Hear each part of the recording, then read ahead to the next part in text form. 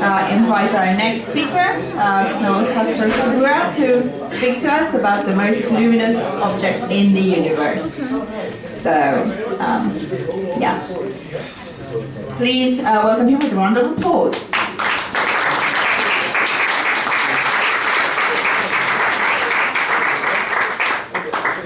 Okay. Hello everyone. Can you hear me fine? Yeah. Okay. My name is Noel. I'm a PhD student at the University of Southampton, and I'm gonna talk about the most luminous objects in the universe. That even though that Francesco already replied to that question, but it's fine. I'm gonna do a historical introduction of how we discover and how we manage to think that they are what they are and not other things. So, but first of all, I want to talk. I will tell you a little bit about me.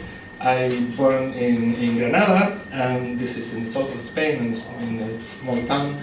I was working there as a programmer. I have a bit of background in computer engineering. I get bored of that work, and then I decided to move and start a degree in physics. To do that, I went to the Canaries, to Tenerife, in that beautiful island, and I fell in love to these pretty skies, as you can see there. And after that, I just did my master in astronomy, and I moved abroad to start my PhD here at the University of Southampton. So, to begin the talk, I like to start with this image. This is a Hubble Space Telescope image. As you can see in the image, we have here a couple of galaxies. This object here is a normal star. This star is just a few hundred light years away. Just to give you a hint what is light year, this is 1 light year, has so many zeros in miles. But this object in the center, that is not a star. This object lives much more fainter, and this is what we call a quasar. And it's just 1,000,000 times fainter, and it has the same luminosity. We see the same bright as the star, so that means that it's 1,000,000,000,000 times more luminous than this star. So these are the quasars, and this is the acronym of quasi-stellar radio source. So they look like a star, but they are not a star. And one thing that amazed me when I started to do my research on this object is that how the brightest sources in the sky can be related to the darkest sources in the sky, and those are of course the black holes. But let's start things from the beginning. 100 years ago, astronomers start to map the sky, and they spot some galaxies that exhibit a very weird ray of light coming from the center of the galaxy. Here we have, this is a modern picture, of course, from Hubble Space Telescope again. And you see here this ray of light coming from the center of the galaxy out to the envelope of it. And you know, people just spot these galaxies. There were a few of them. They just think they are weird, and nothing else happens until the 40s.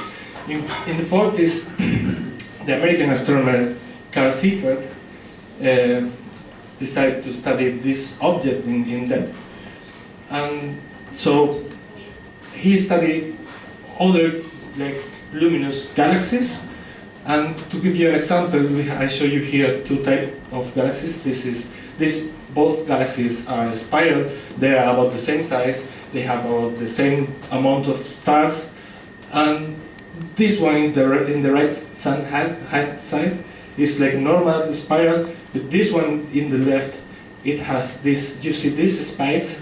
These are diffraction spikes. This is caused by a very luminous source because of reflection inside of the telescope. And indeed, if you look deeper in the center, you see that the image is saturated. So something is happening there, and Seifert wanted to know what is happening. But he did it in very particular. He studied these sources in very particular way. He did spectroscopy. So what does that mean? He studied how the intensity vary with colors. And just to give you an idea more deep about that, because spectroscopy is very important for physicists, and we will do a detour, and I will explain a little bit more about that. So, as you might know, this is just a reminder of the electromagnetic spectrum. As you know, the light has energy. The energy of the light is associated of how fast it vibrates. And this is the whole electromagnetic spectrum, from radio up to gamma ray, even cosmic rays. This is the small part that our eyes can see. And I'm optical astronomer, which is not only visible, it goes a bit more farther to the ultraviolet and infrared. But for spectroscopists, we have like 3 different types of spectrum. We have what we call the black body radiation, which is caused by opaque bodies, very hot. And this is, in the right-hand side, you can see like this yellow, you cannot see it very well, but this yellow represents a black body with the temperature of the sun, which peaks just in the visible. And also there are other temperatures associated with other stars that we know. And here we have like the human that emits only in the infrared, as you know from films and other things. Okay, this is the continuum spectrum. We have also another type of spectrum, which is the emission spectrum, which is caused by transparent, excited transparent gas. And it emits, it emits in certain colors. And here I give you an example of laser, which has a diffraction element here, and you can see when you split the light into colors, you see that there are very particular colors. There is not all the colors. And there is another more type of spectrum, which is the absorption spectrum. If you combine the first one with the cold, transparent gas in front of you, you will see an absorption spectrum. Which are, here I showed you the example of the sun. As you can see, the sun is almost a black body, but it has a lot of pits. This is caused by the gas in the atmosphere of the star. And, well, I think you have all your ratings with you. So this spectrum has a particular properties that the elements, just because they have different electronic configuration, and the spectrum is associated by the electron movements in this energetic, in these energy bands, they absorb or emit very particular wavelengths. And if you can see, if you point with your grating to those lights, you will see a continuum spectrum. If you can point, the one that you can, if you can point to that light in front of me, you will see that it has very particular colors. Sorry, the one on the back cannot do that, but you can try with your phone. If you have if you point, okay, let's do that properly. If you point to my phone, the one on the back, you will see that you can see that it has 2 spikes, one in the yellow and one in the blue. And yeah, sorry.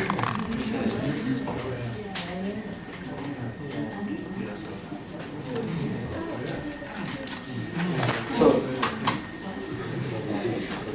these lines that you see, this is what in the case of the phone is the length is different, works different. But if you have a gas, these lines are telling you which gas is there and which also other properties of the gas.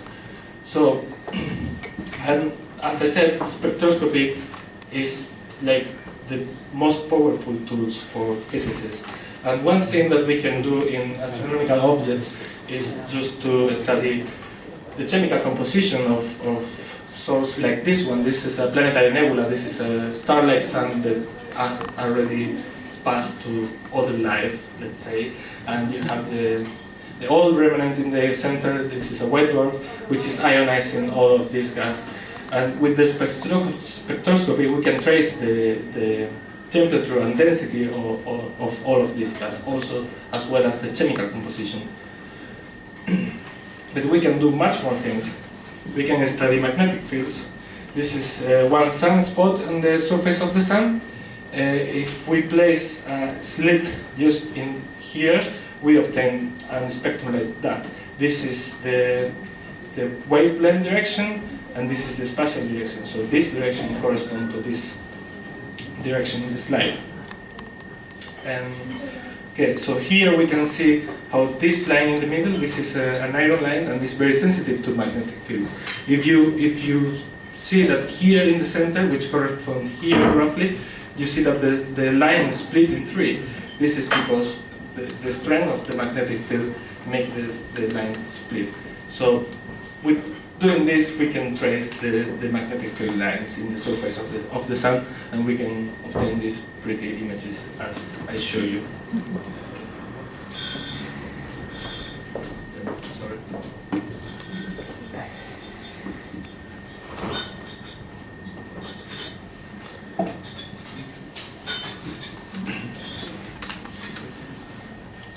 Well, there are other things that we can do, which is like maybe the most obvious. This is like the Doppler effects. All of you know, because maybe some of you get a spot with the car driving so fast.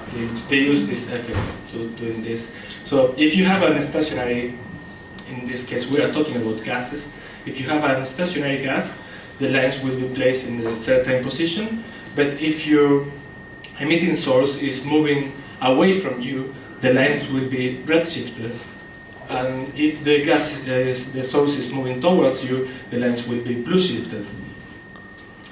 And this is one direct application of that, and this is Francesco, will agree with that. This is how we get the first hint about dark matter when just measuring the velocity of the star across the galaxies, the spiral galaxies. Okay, getting back to Seyfert's work, now we know what is a spectrum and how the black body looked like. This is like the typical spectrum of a sun. And so if we look to the center of a normal galaxy, what we found is like just a collection of spectrums of a lot of stars which lives in there, which is like this, something like this, with sortation lines. If we look to star-forming regions, we will see some emission lines from gas ionized by jet stars. But, sorry, this is wavelength, this is blue, this is red. And if we go to the active galaxies, of Seyfert galaxies, what we call today, we will see something very different. We see that it has these huge emission lines which are related to a big amount of clouds which is ionized by UV photons, and you need a lot of radiation to produce. Bingo! We need a lot of radiation to ionize that amount of gas, and has these very high lines. But it shows another things, which is they have a blue excess. It has like very strong blue radiation, and also these lines are very broad, are much more broad than the normal, because as you know, things do not still because they have temperature and they move, and this movement of the molecules will produce a slightly burning of the line, and we know that, we reproduce that in the laboratories. But in these lines we saw in the galaxy, in these active galaxies, they are about from few hundreds up to 10,000 kilometers per second. And this is too much. You cannot produce that just heating the gas. So you need to invoke other things like, I don't know, inflow of bulk of gas or outflows of bulk of gas. And also there is another possibility, which is orbiting gas. If you have the gas orbiting around you, you will see the part which is going towards you will be blue shifted and the other one will be red shifted, and you see them both at the same time. So this is the second hint we found in these weird galaxies and the nucleus of some galaxies. And now we move forward to radio. In the 50s, radio astronomy was just begun, and they found, this is another picture of course again, and they found they were spotting like the brightest sources in the skies, and well, in this picture we can see this has these lobes on the corners, and it has also a very compact source in the center. And if the contrast is not so good, but you can trace that the compact object is connected to the lobes, and this is what we call jets. In these jets, mainly electrons are accelerated up to very close to the speed of light, and they emit a lot of radiation in radio. And stars doesn't do that, as you can hint from the black body plot I showed you before. Well, I will show you another example. This is another radio galaxy, and this radio galaxy, you see the jets. So with Hubble, we point to the same position, and you see there is a big elliptical galaxy in the center. If we add the two images, we see that these big jets just going into the center of this radio galaxy, the elliptical galaxy. So this is telling us, you see the size of these jets is huge. I mean, you need a lot of power to push the material that far away from the galaxy. So this is another hint we have from these objects. And well, just a reminder, the radio astronomy just began, and the resolution they had was very poor. So they had some just in some of the radio source they found galaxies next to them, so they can associate the radio source to the galaxies, and they call them radio galaxies. But there were another place in the sky, or other radio source, that has no companion. They were just stars, and they called them radio star. But in the 1959, one of these field, it was one of these sources will be eclipsed by the moon like 3 times, and with this, that can give the opportunity to astronomer to pinpoint very nicely where was the radio source. Just to give you an idea, this is the radio map at this time, and this square you can fit inside there just 100 moons. So to find the source inside of 100 moons is quite difficult. Okay, so that happened in there, and they passed the coordinate to American astronomer Martin Smith, and he found this spectrum up here. What he found that it has like the hydrogen emission and also oxygen free, typical from this active galaxy. and also it has a blue excess, and that make him publish the first paper in this about this exciting objects. This redshift means that the source is moving. That was a radio star, as you know, that was a point source. So, but the redshift means that the object is receding at 50,000 kilometers per second, and the only option that you can have is an extragalactic source, which is very far away, and this is due to the expansion of the universe.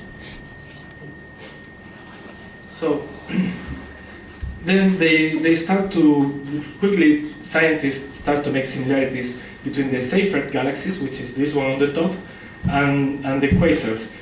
Can you see these 3 lines are roughly these 3 lines? This line here is like this one, but it looks quite similar. It has much more blue contribution, so less star contribution to the object. And okay, they start to make similarities. And it was in the 80s, late 80s, early 90s, when we have the Hubble Space Telescope, that we can point, this is the same object, this is 33273, and they make a huge effort just trying to block the light of the center of the galaxy. What? I said galaxy, yes, it was a galaxy. They did that, and they found that the hint of this is really a galaxy. It's not just a weird star that is moving very fast from us. So they found that one first, and then they found a lot of host galaxies. You have a huge variety of, well, almost all of them. You have spirals, you have ellipticals, you have some of them interacting, and so on. So now we also, by that time, we start to have the capability to make X-ray imaging. And this is an optical image again from Hubble, but if we look to this same field in the X-rays, you know, these are galaxies, and here we have a quasar. When we look that into the same field in X-rays, this is what we found. We found just the quasar, and indeed it has very strong X-ray jet again. So something very powerful is happening there. So with X-ray also we start to have the capability. I use the X-ray graph. So we know that this is a compact object. We know about the compactness because of the variability of the object. If you have like a transparent cloud, let's say 2 light widths across, and if you make a change in the center, the information will take like 1 light week to be in the whole system. So this variation is telling us how big is the object which is emitting. So this, from here to up there, also all of this variation are roughly like 2.5 hours. So this is roughly the distance from the Sun to Pluto. So what that means is that we are having something that it's emitting very powerful jets, and it is just about the size of the solar system, and it is in the center of the galaxies. So this is our evidence. I went a bit quick, but okay, I can take time now on this. Okay, this is, so if we take all the evidence I told you, we have a very, very massive object in a very, very small volume, which lives in the center of the galaxies. We have this object is emitting a lot of energy across the whole electromagnetic spectrum, and it produces very, very powerful jets, which goes much more farther than the size of the galaxies, and it also has exhibit this very broad emission length, which tell us that maybe something is orbiting in a very strong gravitational field. Again, we have here like the optical image of this galaxy. This is the radio jet, and this is the X-ray, and this is the composite of all of this radiation. So 3 months ago, Donald Lindenbell dies. He was the guy who first proposed that if we have a supermassive black hole and we feed this supermassive black hole just with 1 solar mass per year, we will have all of this radiation. I mean, you don't need that many. I mean, you think, oh, the supermassive black hole will eat the whole galaxy. No, you just need 1 sun per year, and we have like 10 to the 11 suns in the galaxy, so it can hold it. Okay, so, and this is where it comes the unified model. He proposed that all of these objects are objects that we see are the same, different manifestation of the same phenomena. The only thing that changes is the view angle to it. And here I will show you just an animation that a friend of mine did in Granada a few years ago. This is like the modern picture we have of this guy. And this is we have all the gas surrounding the black hole, and this is the accretion disk, as Francesco said, which has very strong magnetic field and powers these super strong jets. So I like a lot this animation. It's very nice. Okay. So if we decompose the center of this thing, we see the different part of it. There is a black hole just there in the middle, which emits a lot in X-rays. This is the different part of the accretion disk. This is what we call the torus, or something like a torus. And yeah, and this is like more schematic view of the thing, which is here you have all the different AGNs we know, like you cannot see them very well, sorry. So this is the quasars, this is the PLAX, and you have all of them. The Seyferts are here. Sometimes they have jets, other times they have not. and it's just the same object with different field of view. And I hope I convince you that this is what is happening. There are a lot of alternative theories, but we rule out on the way every year. Yeah. Thank you.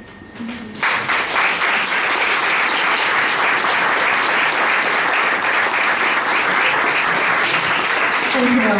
It's a very good talk, and thank you for these as well. It's always good to combine theoretical knowledge with practical. Only one thing: don't use that to point the sun.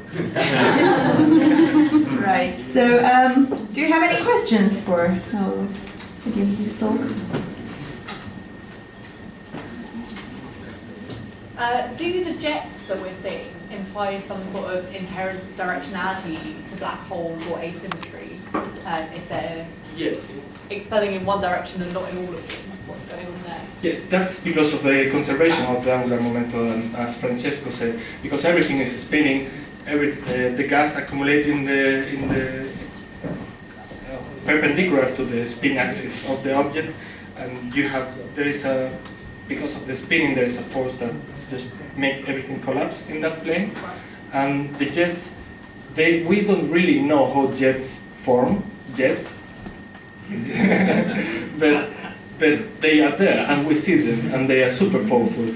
Indeed, I was studying one particular class of objects, which are like really the most luminous, which are the one who has the jets pointing toward us.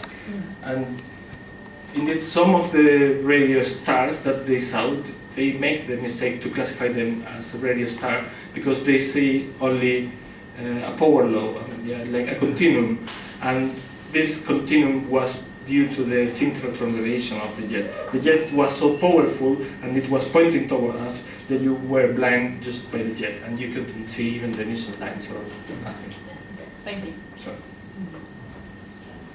So this is a bit of a niche question, but follow up to the last one. Are these curved black holes? Well, no. The curved black holes are the ideal one. Yeah. So, I don't know, maybe David can answer. Well, as in, do they have angular momentum? Yeah, they probably do. Yeah. Any other questions? I don't want to be word only Eliza, who's one of our volunteers. So, yeah, perhaps someone in the audience. You sure?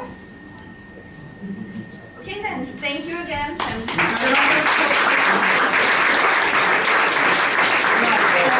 want to remind you that if you remember the Me Too app from the previous talk, you can use that to offer us feedback for any of the presentations this evening. So we would really much appreciate that. Right, so we had a couple of bingos in the last presentation. If you, remind